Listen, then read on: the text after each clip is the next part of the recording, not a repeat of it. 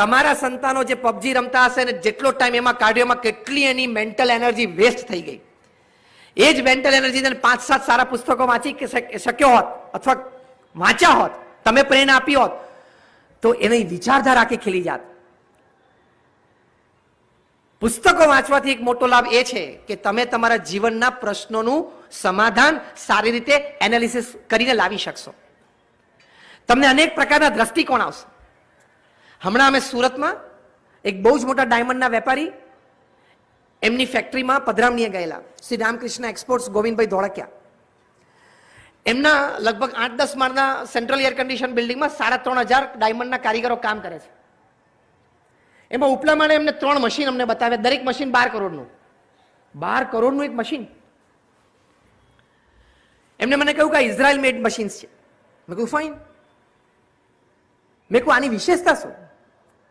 એમણે મને કહ્યું કે આ 12 કરોડનું મશીન છે, એ મશીનની અંદર અહીંયા એના પ્લેસમેન્ટ ઉપર કોઈ ડાયમંડ કે કોઈ હીરો એટલે મૂકવામાં આવે, વિધિન 2 મિનિટ્સ આ મશીન આ ડાયમંડને 2 કરોડ એંગલથી ચેક કરે. આ મશીન ડાયમંડને 2 કરોડ એંગલથી ચેક કરે અને એનો ભાવ નક્કી કરે. અને આ મશીને નક્કી કરેલો ભાવ સર્વત્ર માન્ય થાય. આ મશીન બગડે તો એ ઇઝરાયલ બેઠા બેઠા ઓનલાઈન આ મશીન રિપેર કરી શકે, પણ બગડે જ નહીં. પણ કદાચ તો એ જોઈને મને વિચાર આવ્યો કે જો તમે જીવનમાં સદવાંચન કર્યું હોય ને તો તમે પણ તમારા જીવનના ઘણા બધા પ્રશ્નોને ઘણા બધા એંગલથી મૂલવી શકો. There is also machine here. તમે તમારા પ્રશ્નોને ઘણા એંગલે મૂલવી શકો. તમે વાંચન નહીં કર્યું હોય ને, સાંભળજો, તમે સદવાંચન નહીં કર્યું હોય અને ભરપૂર પ્રમાણમાં વાંચન નહીં કર્યું હોય ને તો તમે તમારા પ્રશ્નનું સમાધાન ઇમોશનલ જર્ક ઉપર કરશો. કે લાગણીનો ઉભરો આવી ગયો, છૂટાછેડા આપી દીધા. લાગણીનો ઉભરો આવી ગયો, કાગળ ફાડી નાખ્યા. લાગણીનો ઉભરો આવી ગયો, મારકૂટ કરી લીધી. ઇમોશનલ જર્ક ઉપર તમે તમારા પ્રશ્નનું સમાધાન લાવશો, જેના લીધે તમે પાછળથી પસ્તાશો, કારણ કે વાંચનની ખામી છે.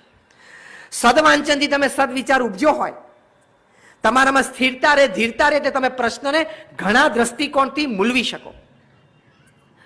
અને કયો દ્રષ્ટિકોણથી તમને, તમારા પરિવારને, તમારા સમાજને અને દરેક વ્યક્તિને લાભાન્વિત થાય છે એવા સમાધાન ઉપર તમે આવી શકો. From emotional jerk solution to thought based solution and from thought based solution to value based solution એ વાંચનથી આવે. એ સદવાંચનથી આવશે. માટે એ રાખવું ખૂબ જરૂરી છે. ભગવાન સ્વામિનારાયણ એમના વચનામૃતમાં, સારંગપુરનું 3જું વચનામૃત છે, એમાં ભગવાન સ્વામિનારાયણ આપણને એક સુંદર રીત શીખવાડી છે. વાંચનનો લાભ મેક્સિમમ જીવનમાં કેવી રીતે ઉઠાવવો.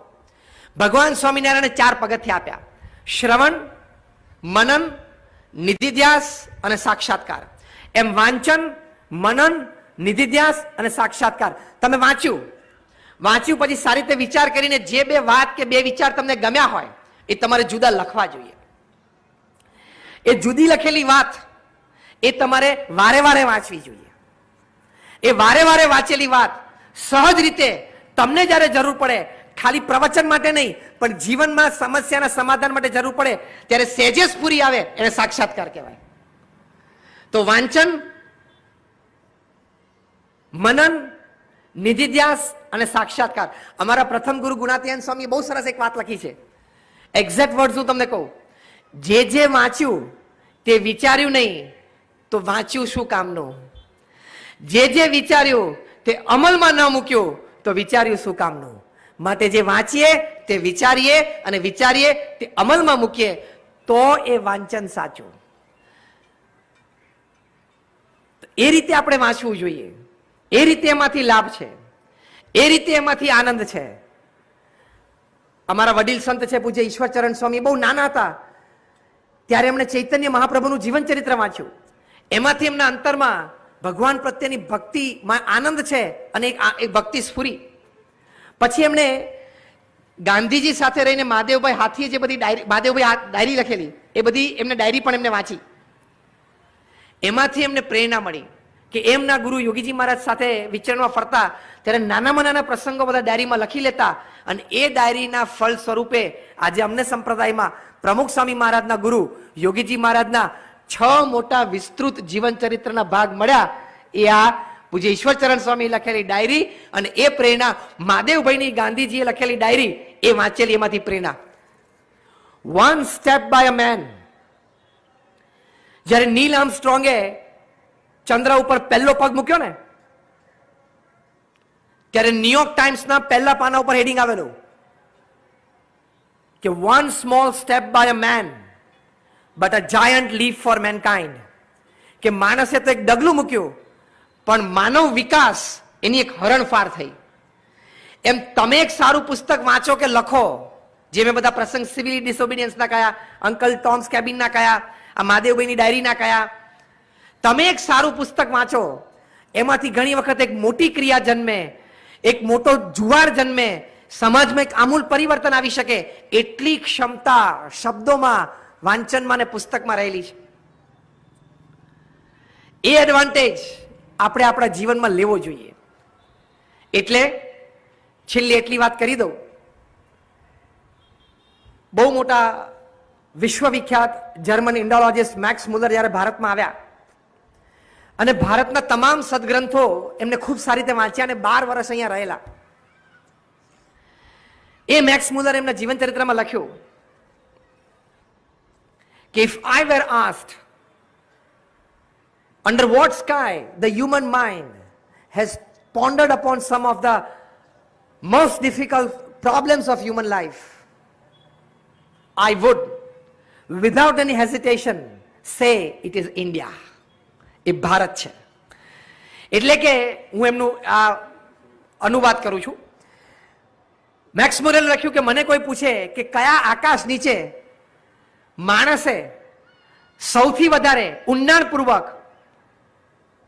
જીવનના મનુષ્યના પ્રશ્નો વિશે વિચારીને સંશોધન કરીને યોગ્ય સમાધાન લાવ્યા છે સુખાકારી અને શાંતિમય જીવન માટે, તો હું વાત કરીશ કે ભારત અને ભારતના મનુષ્યને.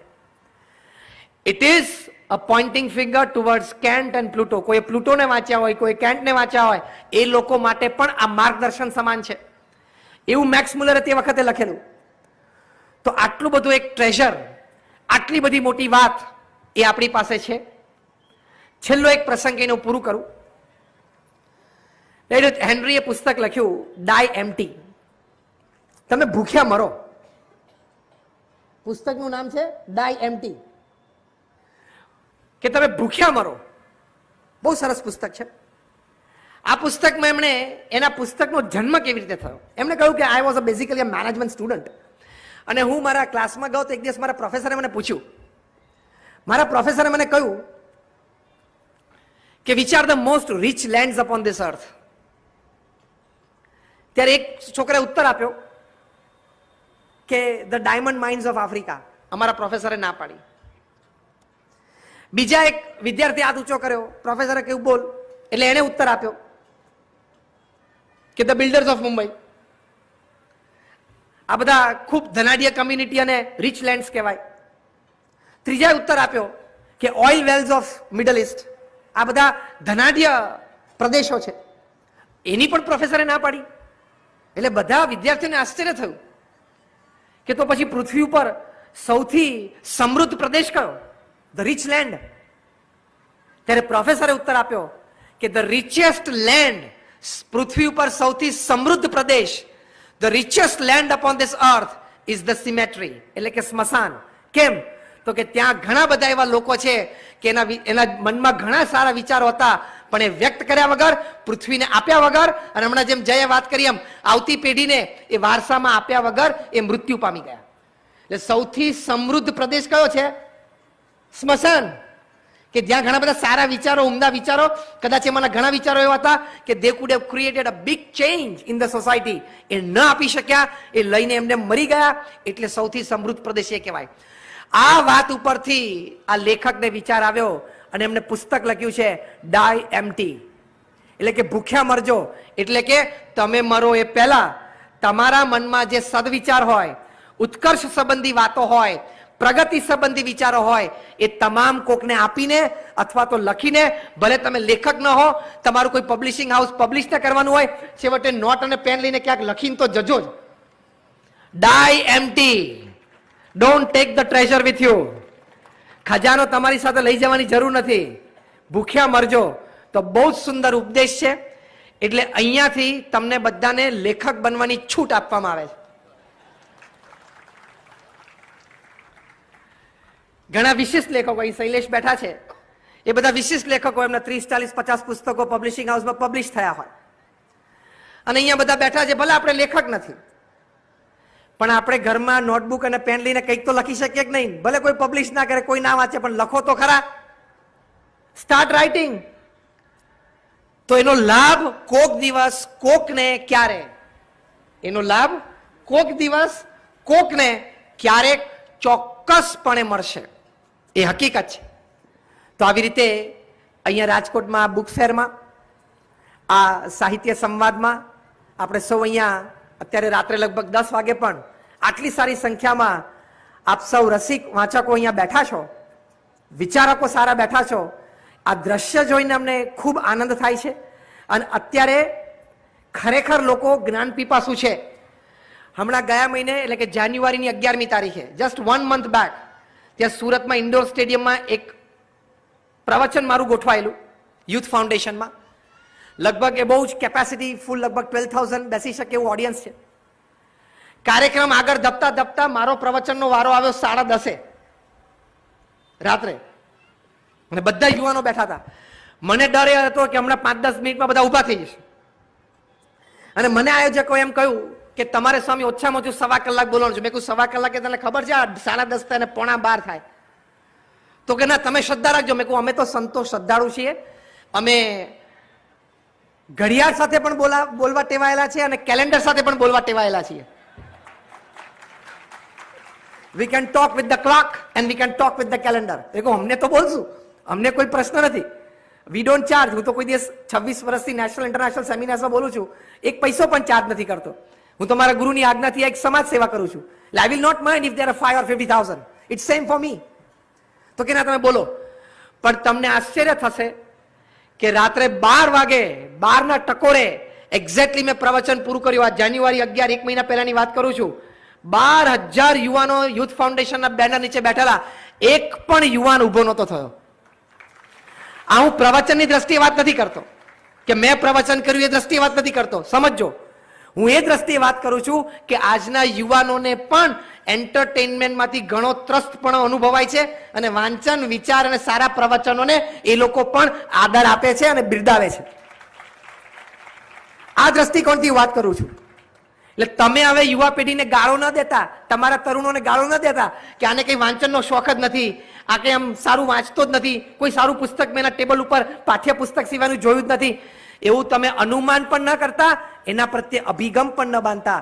તમે એને થોડોક એ માર્ગે ચલાવશો ને તો બહુ સારી રીતે એ માર્ગે દોડતો થઈ જશે. Choice is yours. If you make a right choice, you stand a good chance for a great change. 3C યાદ રાખજો. તમે સારી ચોઇસ યોગ્ય સમયે કરશો તો તમારા હાથમાં એક પરિવર્તન માટેનો સારો ચાન્સ આવશે. A good choice done at the right time stands you a good chance for a great change.